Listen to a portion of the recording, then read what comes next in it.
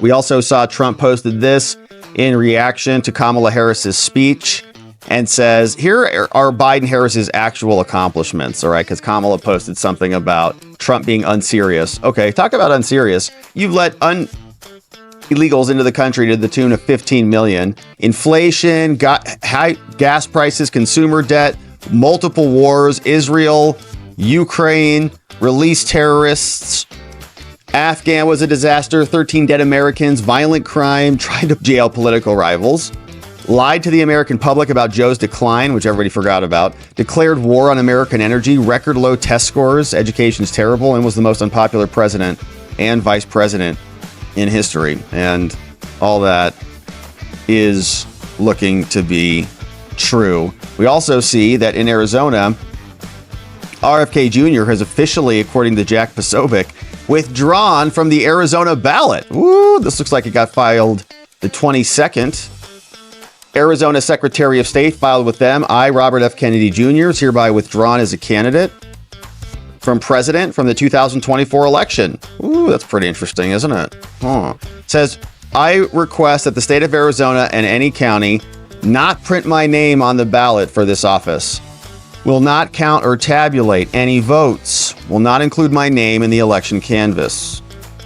Signed by Robert Kennedy and notary attached. That's curious. Filed the day before the announcement comes out from RFK Jr. And he's going to be there with Trump today. Now, his VP was also out yesterday. Nicole Shanahan has been making the rounds, bunch of appearances from her. She hopped on with Adam Carolla, and this is an interesting clip where she's talking about Kamala being a puppet, which is obviously true. Why is Kamala Harris dangerous to you? I think Kamala Harris is dangerous to me because she is the ultimate puppet for an organization that has, I believe, since President Obama, not actually run real people. Mm-hmm. They have selected amongst a very small group of individuals that they can control and dictate policy over. Yes. I don't think Kamala Harris is somebody who will sit here and tell you how she feels. I think that human capacity of hers has long it's gone. not there. She doesn't have it. I think that what she could not do this right here. She's not capable of this. Now represents is corporatism. She represents a huge amount of cronyism. Yeah, in the name and I do believe that corruption. She is using messaging, and this is the part that worries me the most, is that she uses messaging in a way to get populations of young, unknowing, innocent people to join her on these false virtue signal ambitions and actually take on policies that will eventually really hurt them in the future. Yeah, it's going to hurt My themselves. mother is from communist China. It's a suicidal tendency. I grew up hearing about what the famine was like in communist China. She's going to do price controls at supermarkets, so we don't have to worry about that. But that is exactly how you get to a famine. I mean, this is the basics. This is communism 101. Yeah, it is. And there are apparently millions of people who are just thrilled with that because they're not, I think, familiar with how Kamala's policies would lead to that.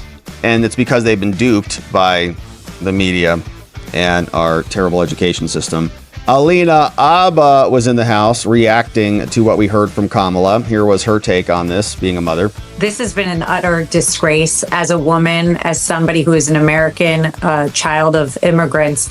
I can say that I have heard absolutely zero about policy. I've heard some sort of serious form of Trump derangement syndrome come out of every speaker out there, outside of the real American people.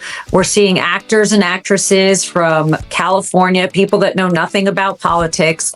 We just saw Eva Longoria. That's the best you got before Kamala Kamala Harris.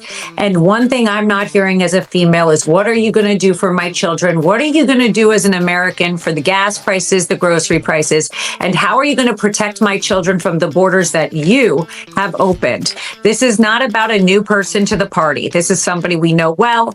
And frankly, I have heard very little, close to nothing about policy, and a whole lot of hatred for a place that's allegedly about joy. This has been utter platitude after platitude from her. And in addition to that, it's been lie after lie. She came out and lied multiple times about Trump, about where he stands, and about his policies, intentionally and by design. And it was pretty reprehensible. We also have a lie on Beyonce, the Beyonce blues. Oh, and this is a little scandalous because apparently the rumor is that there was this rumor that was afloat to keep people around so that they wouldn't leave in the middle of Kamala's speech.